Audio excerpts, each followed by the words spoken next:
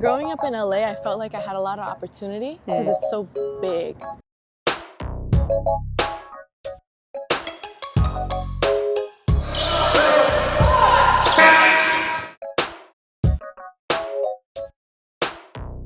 I'm really excited about this because I think back to how we first met. So, underrated Steph, did I reach out to you? Yes, I think on Instagram, either Twitter or Instagram. Twitter or something? Yeah. We were doing the underrated tour, and we're obviously looking for like the top underrated players, right? So you were playing at Sierra Canyon. You guys were really good. You stood out to me. Would you describe yourself as underrated? I would. Why? Tell me why. Underrated in basketball, let me clarify. I feel like throughout my basketball career, at least the past like 3 to 4 years, I felt like I was always kind of like in the shadows because I've been on great teams with great players and a lot of talent, and I've always felt like 6 or 7 man. But when it came to crunch time, I was always the one to perform. Yeah. Where do you think you got that from? That ability to perform when the lights are on and the moment's big? Just my work ethic, I think. Just always being ready and having a support system to tell me, just stay ready that your time's gonna come. When did you recognize that your work ethic was different? When I noticed that I could have an opportunity and like a success out of what I was doing. And like, I knew my staple was like my 3-point shot. And just like, probably like finding ways to like maximize and like deepen and expand my opportunity with my game. I think I realized that I had a bigger opportunity waiting for me. That's good. Take me back to when you were younger though, because your mom's over here, so I may pull her in and ask, but I would imagine that you had a strong work ethic before she picked up a basketball, right? So do you remember any time when you separated yourself from your work ethic, whether it was in the classroom, with your friends, building Legos? I knew I was different when one time when I was really young, my mom has a video of me.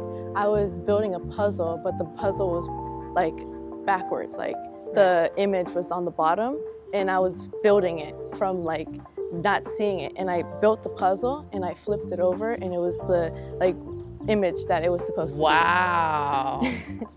Do you remember what was in your mind in that moment? Were you like committed to finishing it, or what do you think? Like or how old were you? I was young. I want to say like 5 or wow. I was really young. What was your motivation? Let's go to middle school. 12-year-old Christy. What do you feel like motivated you when you were that age? I think my motivation was mainly coming from my parents, just knowing that I had very supportive parents, and they always told me no matter what you do, we're gonna support you.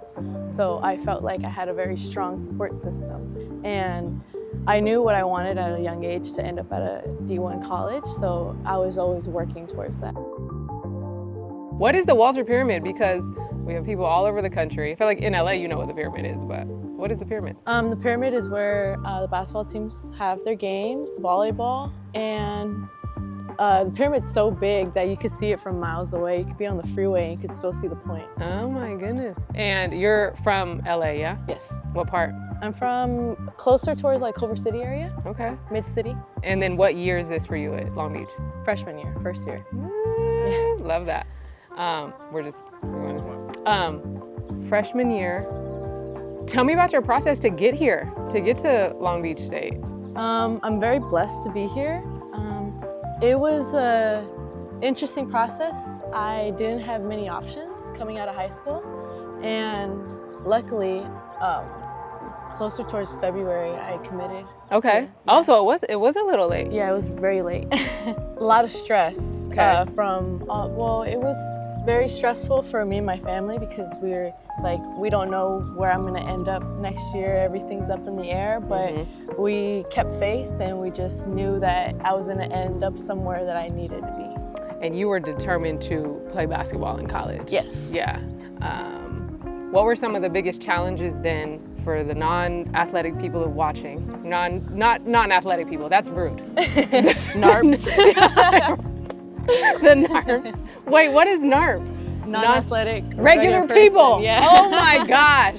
NARP. For the NARPs, it's okay to be regular. For basketball players, you usually sign and commit your November of your senior year. So you're saying you got to February, there really wasn't much on the table. So what were some of the roadblocks you experienced your senior year? I think just mainly just trying to figure out where I was gonna go, and then just continuing to talk to coaches. Okay. And just feel like out whether I was gonna have a spot to go to their school.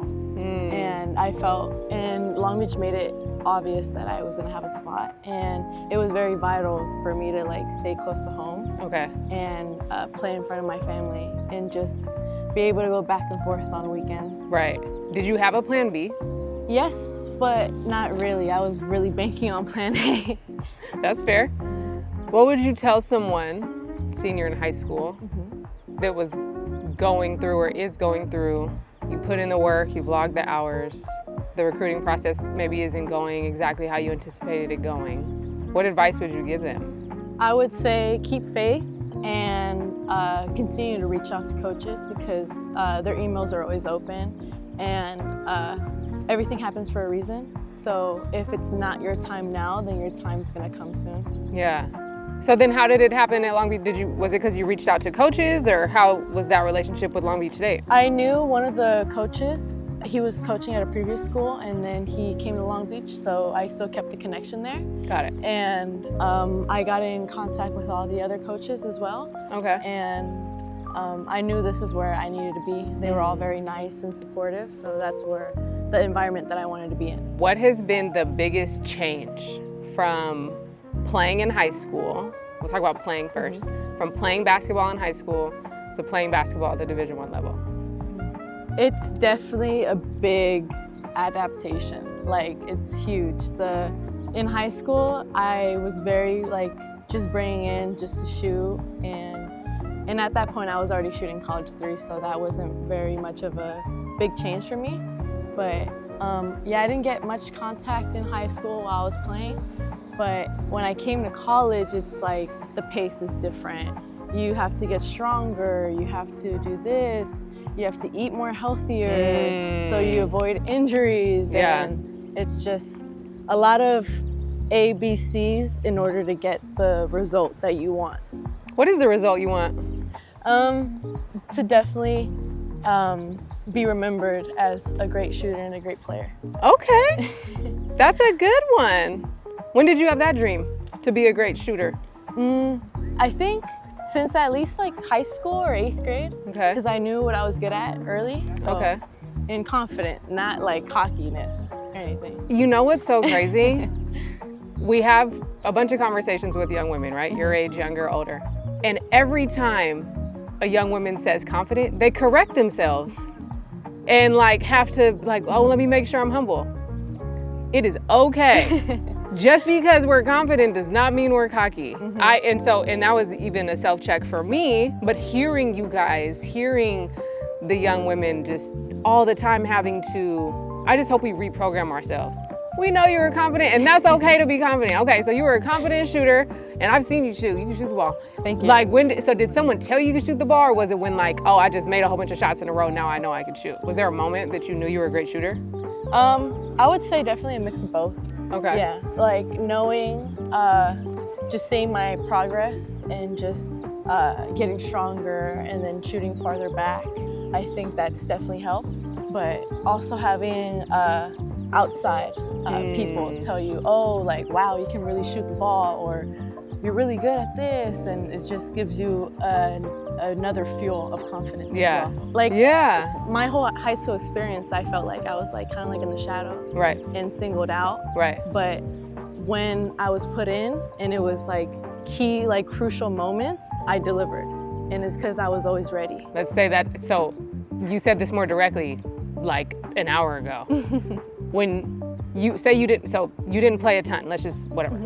Say you didn't play a ton. But when your number was called, in big moments, you came into the game, you're saying that when it was your time to shoot the ball, you had to make it, right? Because it was only one shot that I was given. Right. So I had to make the most of my opportunity. What are 2 things you think people need in order to fuel, I would say, preparation, confidence, high performance? I think definitely just having the mentality of there's like an opportunity for me to like get in the game. So like don't always be like, oh well, I'm not gonna play today, like I'm not gonna do this, or oh like, well, I haven't been playing this whole season, so I'm just gonna slack off. Well, no, people get hurt, people transfer, people this and that, but there's always an opportunity for you if you stay ready. Opportunity. Do you remember a time where you didn't feel prepared or ready? Yeah, definitely. Give me that time. I think like one of the time, like my sophomore year of high school, I went into like a deep dip because my freshman year, I got playing time, I started in high school, and like my confidence was just at a high. And then my sophomore year, we had like a couple of new additions, and I was at like sixth man, or like I didn't play some games, so it was like I was from here and I felt like I just dropped. And so I slacked off on like, oh, I don't need to read the scout, I'm just gonna wing it, this and that. But when I got in the game, it showed. It was like, well, I don't know how this player plays because I didn't read the scout or I didn't prepare much. What did you learn from that? Probably the obvious, just like make sure you prepare. But I think to your point of sometimes you feel like that dip played a part in maybe I don't need to do this, or maybe I'm not motivated to do this, or is it a combination of both? Well, like also sports is all mental. So, and I feel like it's really good that athletes are now giving a recognition to like mental health matters. So I think if I definitely would have just stayed more positive and just kept faith and like had a better mental state, I think I would have been like in a different position. But looking back at it, if that wouldn't have happened, I wouldn't have learned from it. So I'm grateful for that. You got the experience. Yeah, perfect. Who is Christy outside of basketball? Christy is someone who loves Legos, puzzles, very family oriented, nice, kind, supportive. If you had to pick 2 words to describe yourself now in life, what would those 2 words be? Driven and heart. Yeah, I can see that. Do you feel like you've always been in touch with who you are? I would definitely say so. Yeah. What were you thinking about when I asked that? No, I'm just trying to like think. Like I have been in touch with myself. I'm very focus driven, very independent. And is there anything about yourself that you want to work on? Procrastination. Okay. Yeah. I'm very independent, but I procrastinate a lot. Why do you think that is? Because I feel like when I know that I have to do something, I know I'll get it done, but maybe just not in the time frame that people want it. That's fair. Independent, working on procrastination.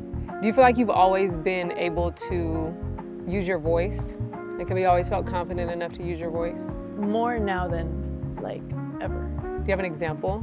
I think I was very able to use my voice for the Foot Locker campaign that I was a part of, and like putting like it out there for my culture and just speaking about like how it's helped shape me. I feel like, say like 5 years ago, that wouldn't have been a thing. Right. What were some ways that helped you become confident enough to use your voice? Was it because you were finally given the stage, or maybe was there a personal, and not like personal, but you know, not a Foot Locker campaign, maybe a more in an intimate setting where like, oh man, I really had to step outside myself and either like speak up for myself with my parents or with my siblings or with my teammates or with my coaches? Like, has that ever come up for you? I feel, yes, representation is a very big thing for me. Like in basketball, I feel like there's not many like Latinas out on the court. So me being one of the very few, just representing and just showing that it's possible, I think that gives me more of a drive. That's so good. So what would you say to the younger version of you or the baby girl Latinas running around that are interested in basketball? 2-part question. What are some of the challenges that you face and you think they face? And then what is maybe a piece of advice you would give them? I think some of the challenges that I face is just like the stereotypes. Like they automatically think, oh, they're gonna go into soccer or softball or whatever. And yes, I did go into soccer, But at a point, my parents had to tell me, okay, well, which one do you want to pursue? Because you can't do both at the same time. It's the same season. And I stuck with basketball, but I feel like looking back at it from like a now perspective, I think it's a better decision that I chose basketball because there's not much representation in a basketball aspect. Right. So what would you say to another little girl who maybe is being pulled into soccer because that fits the stereotype, or maybe that's what her family is, or the culture is accustomed to? What advice would you give her if she wanted to play basketball? I would definitely say don't be afraid to break like the norms and the stereotypes.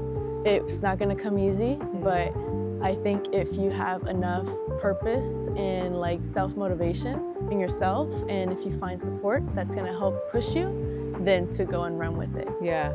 We talk about, you've said the word support a ton. Tell me about your family. Tell me about your family. Who's in your immediate family and what does family mean to you? My immediate family is my parents and my siblings. I have 2 siblings, a brother and a sister. And you're the baby? I am the baby. And family just means like a lot of support, and in my culture, like Mexican culture, family's a big thing. Yeah. And we're always around each other, and I've been very blessed to always be around my parents, and they've been like the main supporters, and they've always told me, well, whatever you want to do, we're going to be there for you, and we're going to help you get through it and support you no matter what. Do you think that's common? Not very common. It's not. Such a blessing. I remember your mom saying that during your senior night, you had like everyone there. And in the beginning of your season, your freshman year here, you have so many people, and I think it's one of the benefits of being close to home. Tell me about your family culture, just your culture in general, your heritage. Like, what does it mean to you, and what makes it different? Well, in like my culture, we're very like family oriented, and we love food. So whenever we have like an occasion or like a celebration, there's always food involved, and I feel like food really brings the people in. And like just brings us together.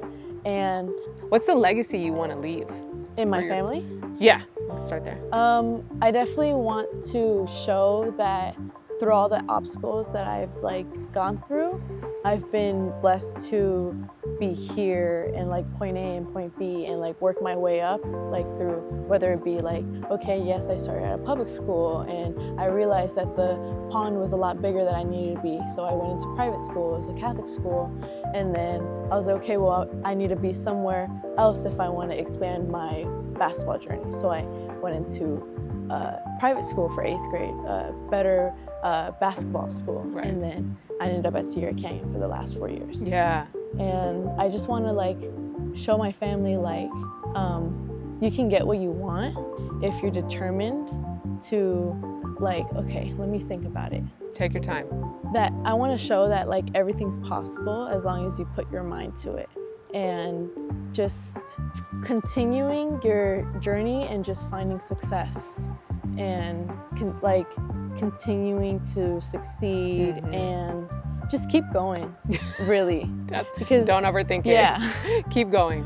Yeah, because like I said, like I've been very blessed. What I hear you saying is being able to just put one foot in front of the other. Yeah. And we can have the big dream, even the dream that's right in front of us, but we have to go. Yeah, and right? I think the thing that I was leading up to is like in my culture, it's not common for, you know, women to go get an education or even the kids to go get an education. It's like, oh, just like drop out and help the family, and or help out, like drop out and start a family. Right. And for me, I feel like I'm breaking the norm and actually like playing basketball and getting a college education out of it, so I could set myself up for success and get a career out of this. I love that. So then what's next for you? Like when you think of yourself in after college, do you want to play professionally? And then what would you want to do outside of basketball? I want to be a businesswoman. I want to get into the marketing and social media aspect of like promotion and just advertising. Yeah, advertising. Yeah. Because I feel like throughout my life, I've had a really good social media platform, and I know my ways around social media and what will get viral and like stuff. So I I have need a to lot call of you. experience. I have a lot of experience. Yeah. So That's awesome, being a businesswoman. Imagine yourself, how are you, 19? 18. 18. 1 more month. Okay. I just took myself back to 18 and I like, you're ahead of the game, okay?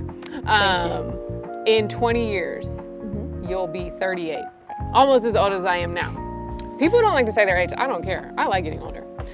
So you'll be 38. Where do you see yourself? What do you see your life being like in 20 years? I see my life happy with a family, my boyfriend being my husband, and I love that. That's so great. and just making a life and giving. I'm so thankful that my parents gave me the life that they didn't have. So I want to continue paving that for the next generation that comes after me. Yeah, yeah. What do you think you'll be doing? I think I'll still be a businesswoman, Okay. and whether that be like maybe me and Isaiah start a business together and then we're working together, or who knows what God has for us. But Right. I think just continue working enough to where I have a healthy and happy life. Yeah, that's good. So if you had to describe in 2 words Christy at 38 years old, what would you want those 2 words to be? Happy and still motivated. That's so good. That's Yeah. so good. I feel like as you get older, you start to lose like the grasp of like motivation, and then you're just like, okay, well, I'm getting older, I'm just gonna stop. So Not untrue. You got to continue lighting, finding that fire that that ignites you. That's all I got. I think she rounded it out.